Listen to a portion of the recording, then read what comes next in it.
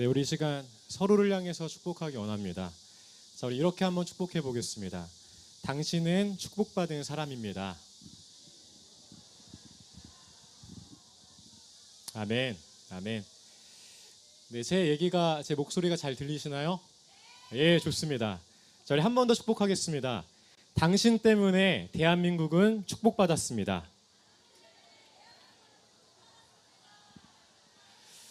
아멘, 아멘, 할렐루야, 아멘.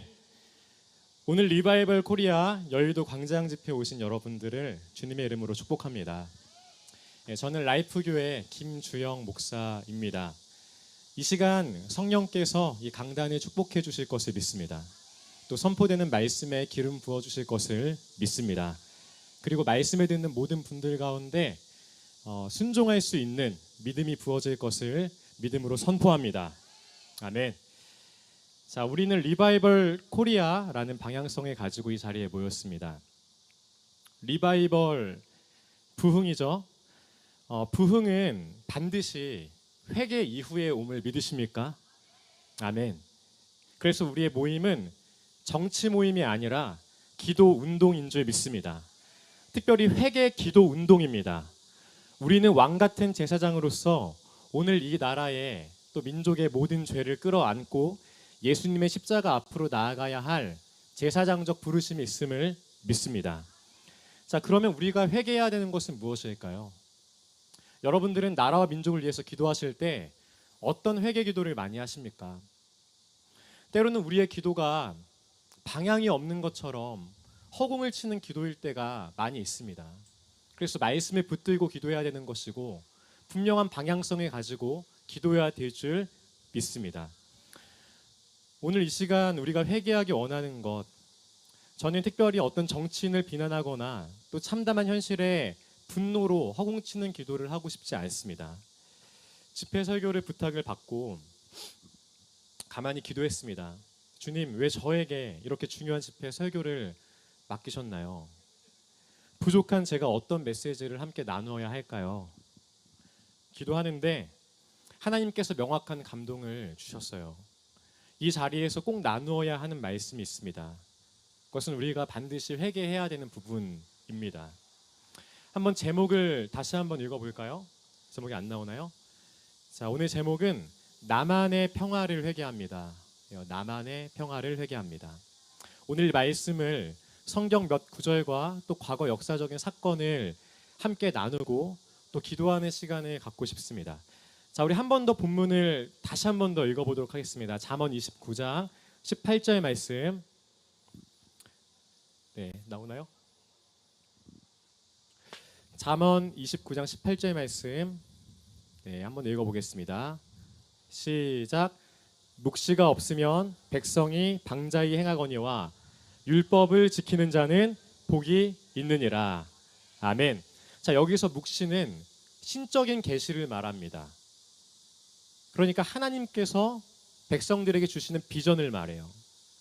하나님의 비전이 없으면 하나님의 백성은 방자하게 행한다고 성경은 말하고 있습니다. 방자하다라는 것은요, 고삐 풀린 상태를 말해요. 그러니까 하나님의 비전이 없으면 고삐 풀린 삶을 살게 될 수밖에 없다는 것입니다. 무슨 뜻인가요? 목적 없이 산다는 거예요. 왜 사는지, 무엇을 위해 사는지, 무엇을 향해 살아가는지 모른 채 그냥 흘러가는 대로 산다는 것입니다. 하나님의 비전이 없을 때요. 너무 안타깝지 않나요? 그런데 이상해요. 하나님의 백성들에게 왜 하나님의 묵시가 없을 수가 있을까요? 우리가 믿는 하나님은 날마다 우리에게 말씀해 주시는 하나님인 줄 믿습니다. 날마다 말씀해 주세요. 만나와 같은 말씀으로 날마다 우리에게 말씀하셔서 우리가 어디로 가야 하는지, 우리가 무엇을 바라봐야 하는지, 오늘 하루 우리가 순종을 어떻게 순종해야 되는지 날마다 말씀해 주시는 하나님이신데 어떻게 하나님의 백성들에게 묵시가 없을 수가 있을까? 이게 어떻게 가능할까요? 그것은 백성들이 들으려 하지 않기 때문이에요. 들으려 하지 않기 때문에, 하나님의 뜻을 알려고 하지 않기 때문에. 구약의 역사는 창조에서 시작해서 죄로 인해서 추락하고 결국 예수 그리스도가 오셔야만 했던 이야기입니다. 하나님께서 끊임없이 말씀하셨지만 이스라엘 민족은 듣지 않았고 회개하지 않았고 결국엔 완전히 망해버린 역사가 이 구약의 이야기예요. 이 구약의 이야기들 가운데 하나님의 은혜가 풍성했지만 이 은혜를 외면했던 이야기, 이것이 구약의 이스라엘의 이야기입니다. 하나님은 회개하라고 수많은 선지자들을 보냈지만 끝까지 돌이키지 않아서 멸망에 이른 것이 구약의 역사예요. 그래서 예수님께서 오셔야 했고 이 예수님께서 말씀하십니다. 뭐라고 말씀하시나요? 회개하라, 천국이 가까이 왔느니라. 회개를 말씀하세요. 회개라는 것은 하나님의 말씀을 듣고 방향을 돌이키는 것을 말하지 않습니까? 그러니까 듣지 않아서 망한 이 민족에게 들어야 된다는 말씀을 하시는 거예요. 또 이런 말씀하십니다. 들을 귀 있는 자는 들어라. 들을 귀가 있는 자는 이제는 그만 자신의 뜻과 자신의 생각을 따라 살아가고 하나님께서 말씀하시는 그 말씀에 따라 하나님의 나라, 그 통치 안에서 살아가라는 것을 말씀하십니다. 말씀을 듣고 순종하기만 하면 너희의 삶 가운데 30배, 60배, 100배의 열매를 거둘 수 있다. 들어야 거둘 수 있다 말씀하시는 거예요. 그러나 듣지 않고 알려고 하지 않으면 우리는 하나님의 뜻을 알 수가 없게 되는 것입니다. 이런 이야기를 서두에 꺼낸 이유는 이것이 오늘날 한국교회가 회개해야 하는 아주 중요한 지점이기 때문입니다. 한국교회가요, 잃어버린 하나님의 말씀이 있다는 거예요. 한국교회가 듣지 않았던 하나님의 묵시가 있다는 거예요. 그렇다면 한국교회가 하나님께 듣지 않아서 잃어버린 비전은 어떤 것일까? 부활하신 예수님은 이 땅을 떠나시면서 모든 교회에게 비전을 주셨습니다. 그것이 뭐죠? 모든 민족을 제자로 삼으라는 것이죠. 놀랍게도요, 딱 이 한 가지 명령을 주세요. 너희는 가서 모든 민족을 제자로 삼아라. 모든 민족을 제자로 삼기 위해 가야 하고 세례를 베풀어야 하고 말씀을 가르쳐 지켜야 한다고 말씀하십니다. 왜요? 모든 민족을 제자로 삼는 것이 예수님에겐 가장 중요한 단 한 가지의 소원이었기 때문이죠. 그래서 이것을 위해서 예루살렘에서 시작된 복음이 땅끝까지 향하기를 명령하셨습니다. 그래서 각 민족의 교회는, 각 민족에 세워진 교회는 그 민족, 그 나라의 복음화를 위한, 그 나라의 국가의 복음화를 위한 사명을 감당해야 합니다. 한국 교회는 한국 복음화를 위해서 힘써야 합니다. 일본 교회는 먼저 일본 복음화를 위해서 힘써야 합니다. 미국 교회는요, 미국 땅의 복음화를 위해서 힘써야 합니다. 너무 당연한 이야기지 않습니까? 그렇다면 한국 교회가 감당해야 할 한국 복음화의 범위가 있어요. 한국 복음화의 범위. 한국 복음화의 범위는 어디까지일까요?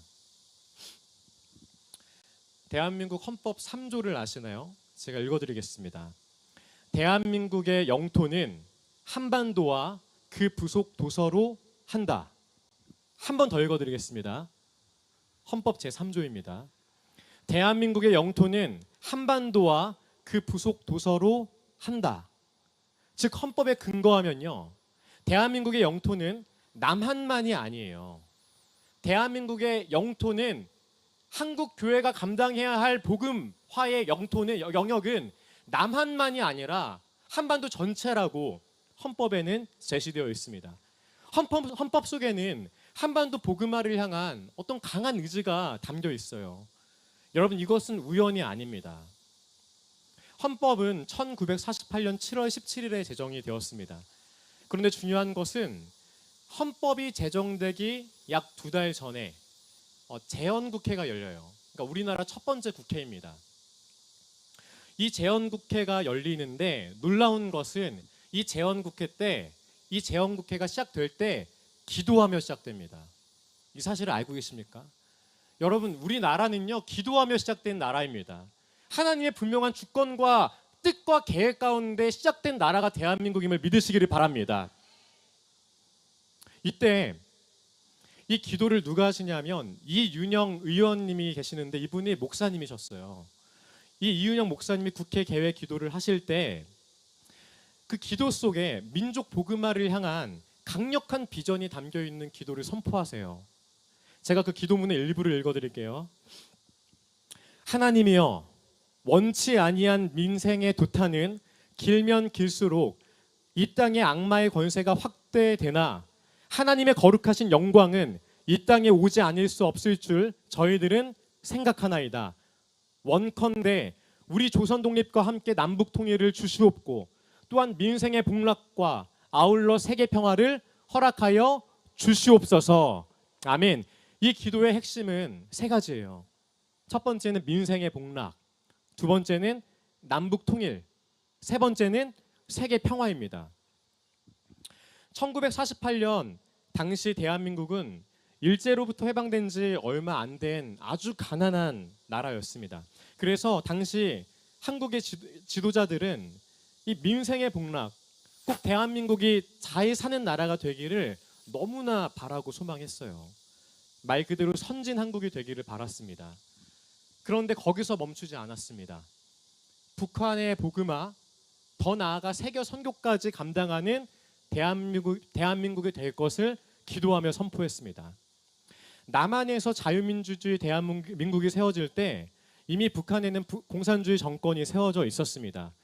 그래서 당시에는 단일 정부로 대한민국이 시작되지 못하고 북한에는 공산주의 정권, 남한에는 자유민주 체제 안에서 나라가 시작될 수밖에 없는 그 아픔이 있었습니다. 그러나 당시 한국의 지도자들은 북한을 포기하지 않았어요. 북한에도 예배할 자유, 선교할 자유가 있기를 바랐습니다. 그래서 이 사명을 그대로 대한민국 헌법에 담아놓은 것이에요. 대한민국의 영토는 남한만이 아니라 한반도 전체라는 것을 명시했습니다. 하나님께서 통치하실 이 나라는 남한 땅만이 아니라 북한, 한반도 전체라는 것을 당시 한국의 지도자들은 헌법에 그대로 기록한 것이에요. 그리고 더 나아가서 그렇게 세워진 거룩한 대한민국은 세계 선교하는 선교 한국이 될 것을 꿈꾸며 헌법을 제정했습니다. 정리하면요, 이 재헌국회의 기도는 이렇게 요약할 수 있어요. 하나님, 이 땅에 민생의 복락을 주시면 정말 가난한 이 나라가 잘 먹고 잘 사는 선진 한국에 축복을 주시기만 하면 우리는 북한 구원 이루고 열방의 복음 전하는 선교한국의 사명을 이루겠습니다. 이것이 당시 초대 우리나라가 시작되어질 때의 지도자들의 기도문이었습니다. 그 놀라운 것은요, 하나님께서 이 기도에 조건적으로 응답을 해주셨어요. 하나님은 이 조건적인 기도에 응답을 해주셨어요. 한강의 기적이라 불리는 놀라운 경제 성장을 허락해 주셨습니다. 이 한강의 기적이 이게 설명이 안 돼요. 전 세계 역사 가운데 이랬던 경우가 없습니다.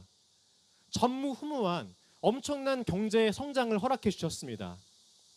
그리고 그 중심에는요, 교회가 있었어요. 당시 세계에서 가장 큰 교회도 이곳 여의도 땅에 세워졌습니다.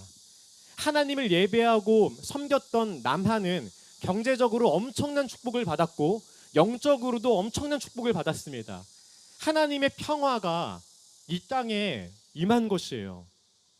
그러나 이 평화는 남한만의 평화였습니다. 같은 시기에 북한에서는 교회가 완전히 사라졌습니다. 원래 당시에는 남한과 북한의 교회들 가운데 북한 교회가 더 강했습니다. 1907년 북한 평양에서 부흥이 일어나고 그 부흥의 흐름이 전 한반도로 퍼져나갈 때 사실 교회는 북한에서 더 뜨겁고 더 많은 어떤 역사들이 일어나고 있었습니다. 그러나 이것이 체제 안에서 갇혔을 때 북한 교회는 무너지기 시작했습니다. 수많은 그리스도인들이 박해를 받았고 예수를 믿는다는 이유로 가족들이 정치범 수용소로 끌려갔습니다. 어떤 이들은 죽는 것이 두려워서 예수를 부인하기도 했습니다. 예수를 믿지 않아도 굶주림과 죽음을 피할 수 없었습니다. 1990년대 이 말미에 고난의 행군이라는 것이 있었는데 이 시기에 북한에서 약 300만 명이 대량으로 굶어 죽는 일들도 있었습니다. 그러니까 북한 주민은요, 지옥과 같은 현실 가운데 예수를 믿을 수가 없었고 그래서 예수 믿지 못하고 죽어서도 지옥 갈 수밖에 없는 처지에 놓였습니다. 남한은 평화로웠지만 북한은 지옥이었어요. 그리고 이 상황은 2025년 지금까지도 계속되고 있습니다. 왜일까요? 한국교회가 묵시를 잃어버렸기 때문이에요. 한반도를 향한 하나님의 비전을 잃어버렸기 때문입니다. 남한의 평화, 남한만의 평화를 구했기 때문이에요. 부흥하던 한국교회는 나 자신만의 평화를 구했습니다. 내 가족, 내 노후, 나의 안락함, 내가 먹고 사는 문제만을 위해서 기도했습니다. 북한 도그마를 위한 기도, 죽어가는 동포들을 위한 중보기도, 북한의 공산주의 정권이 무너질 것을 위해서 선포하는 기도는 점차 사라지기 시작했어요. 하나님은 이 땅에 민생의 복락을 주셨지만 우리는 안타깝게도 사명을 잃어버렸어요. 인도적 지원을 하면 북한 주민을 돕는다고 생각했지만 실상은 북한 정권을 더 견고하게 만들었고, 그렇게 만들어진 여러 가지 무기들, 핵무기들, 위협들은 이젠 남한을 공격하고 있는 지경에 놓였습니다. 한국교회는 북한 정권을 향해 영적 전쟁하지 않았습니다. 평화 통일이라는 낭만적인 기도를 했습니다. 그런데 여러분, 공산주의와 자유민주주의가 평화적으로 통일할 수 있나요? 하나님을 인정하지 않는 체제와 하나님을 인정하는 체제가 하나 될 수 있나요?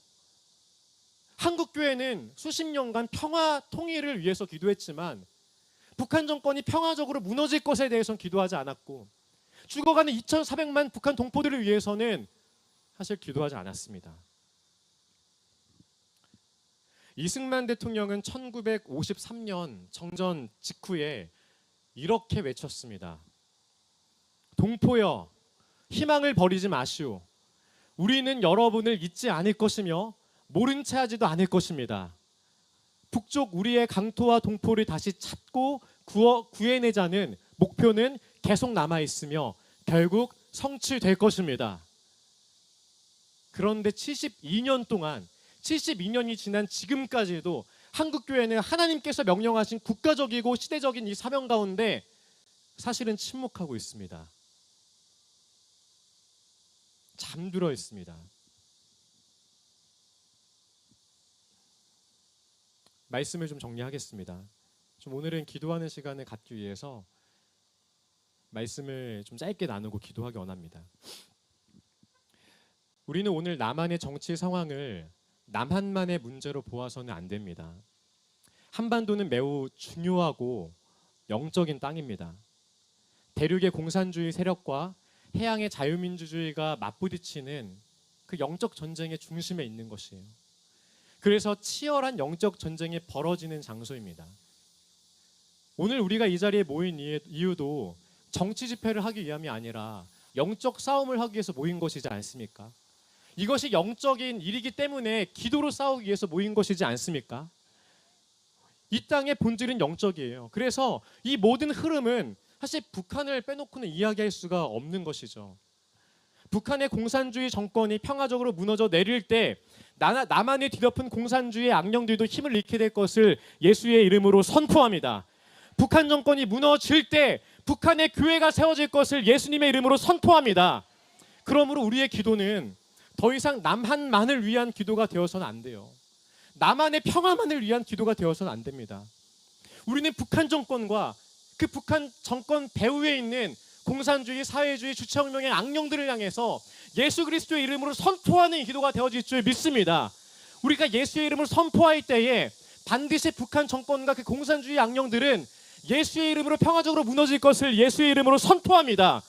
우리는 2,400만 북한 동포의 해방과 구원을 위해서 기도해야 할 이 사명을 다시 붙들 것을 선포합니다. 그러면 북한의 공산주의 정권은 반드시 무너지고 그 땅에 교회가 세워지고 그렇게 복음으로 통일된 대한민국은 열방을 향해 세계 선교하는 나라가 될 것을 믿습니다. 저는 작년에 교회를 개척했습니다. 한 가정과 함께 교회를 개척했는데 지금 40명 정도의 청년들이 모이고 있습니다.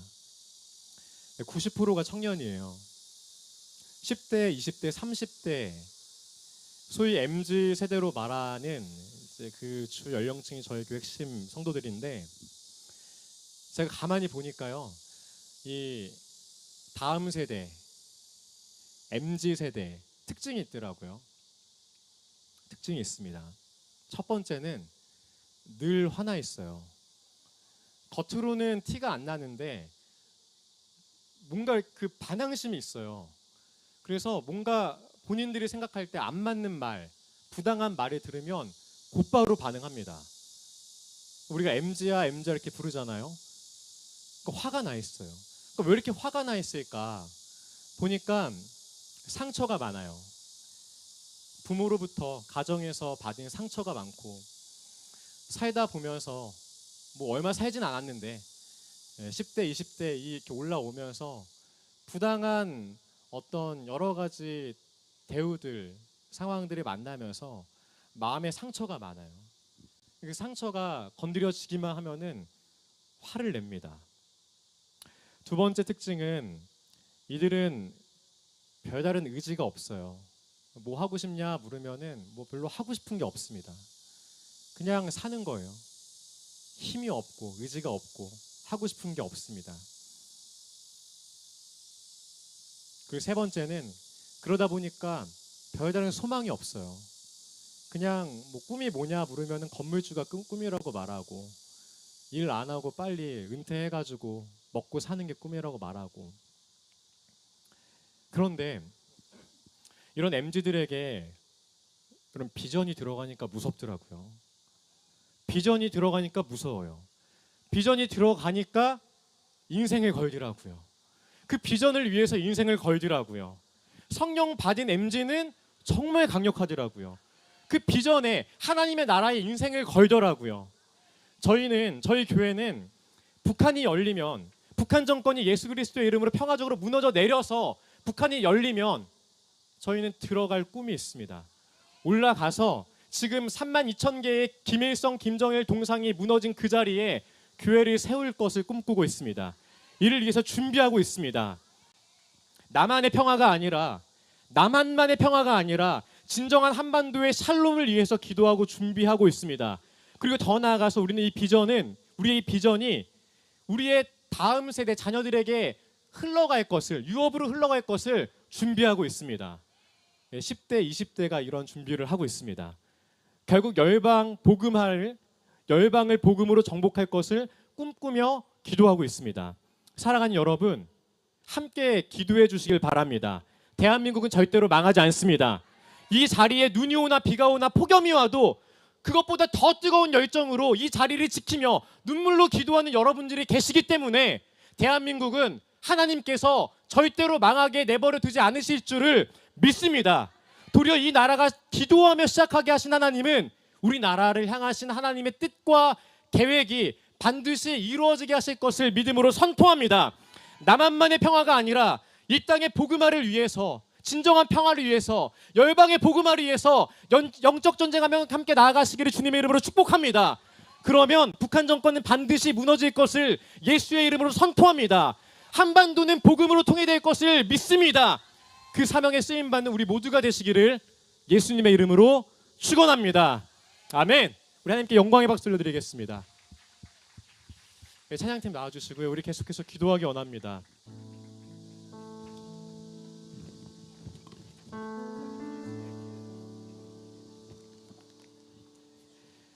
세 가지 정도만 기도하고 마무리하려고 합니다.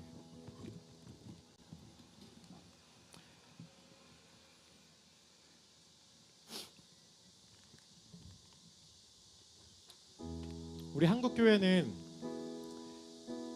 제사장적인 사명이 있어요. 주님은 우리를 왕같은 제사장이라 부르셨습니다. 제사장은요, 군림하고 통치하는 것이 아니라 하나님과 죄인 사이에서 중재하는 역할을 감당하지 않습니까? 회개라는 것은 우리가 제사장으로서 이 나라와 민족의 죄를 끌어안고 그것이 나의 죄임을 겸손하게 인정하며 십자가 앞으로 가지고 나아가서 이 땅의 죄와 모든 저주를 하나님의 생명으로 바꾸어야 할 사명이 있습니다. 한국교회가 나 자신만의 평화, 남 한 땅만의 평화를 구했던 것을 회개하길 원합니다. 하나님 생명을 주셨고 하나님 나라의 축복을 주셨지만 나만 잘 먹고 잘 살고 잘 믿고 그것이 구원받은 삶이라 생각했던 이 한국교회의 비전 잃어버린 이 삶을 회개합니다.